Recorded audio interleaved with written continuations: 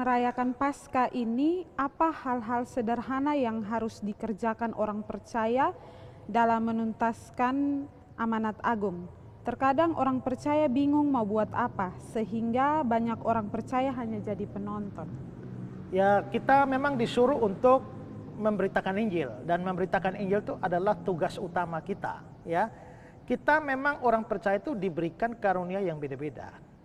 Ada yang punya karunia ini, tidak punya karunia di sana. Ada yang punya karunia A, tidak punya karunia B. Ada yang punya karunia B, tidak punya karunia C. Ada yang punya karunia C, tidak punya karunia A. Beda-beda karunia.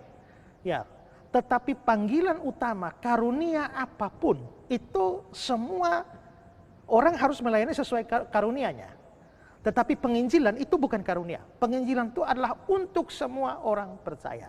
Maka gereja Tuhan itu memang harus berusaha atau bergerak di dalam pemberitaan Injil. Nah, pemberitaan Injil ini kan bisa macam-macam cara. Masing-masing bisa melakukan pemberitaan Injil sesuai dengan kapasitasnya, dengan karunianya. Kalau saya misalnya dengan karunia untuk mengajar dan berkhotbah, maka saya harus memberitakan Injil di dalam khotbah saya, di dalam mengajar.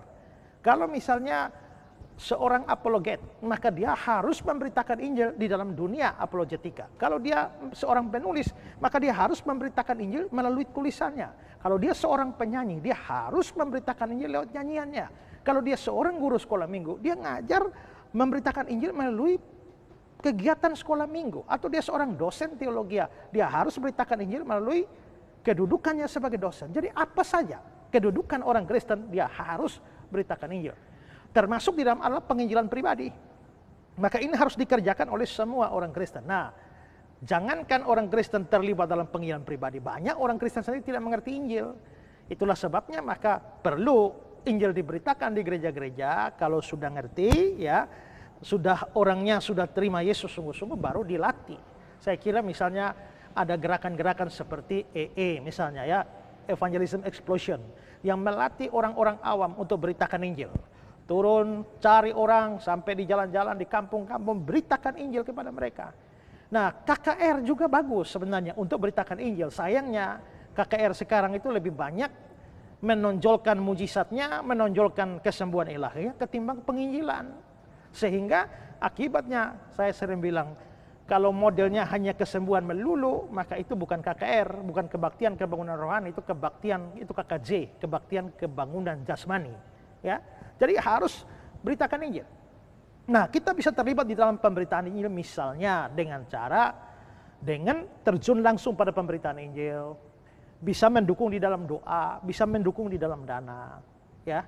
Apa saja kita bisa lakukan, termasuk di dalam pelayanan-pelayanan media seperti ini. Dalam masa-masa seperti ini kan kita bisa lihat bahwa kita masuk misalnya dalam dunia revolusi industri 4.0, di mana dunia internet itu sudah begitu maju, ya, belum lagi kalau kita masuk nanti kepada revolusi industri 5 seperti Jepang, maka tentu dunia berubah, maka pelayanan pun berubah, sehingga media-media sosial seperti ini itu bisa dipergunakan untuk pemberitaan Injil dan jangkauannya lebih cepat. Dan itulah sebabnya kenapa juga saya bersama dengan Pijar TV itu terus memberitakan Injil. Kami membuat konten-konten dan terus disiarkan. Saya terlibat di dalam pelayanan radio, pelayanan di Facebook, pelayanan di YouTube. Semua itu adalah untuk pemberitaan Injil, termasuk membuat Esra Sorum menjawab. Ini adalah bentuk pemberitaan Injil dan juga pengajaran. Jadi kita tidak kekurangan cara sebenarnya kalau gereja mau untuk beritakan Injil. Kita mempunyai banyak hal, banyak cara yang bisa kita tempuh di dalam pemberitaan Injil asal kita mau, ya. Tapi kesadaran untuk pemberitaan Injil ini menurut saya masih sangat kurang di kalangan gereja-gereja. Ya, dan itu harus didoakan supaya gereja bisa berkobar-kobar dengan api penginjilan. Ya.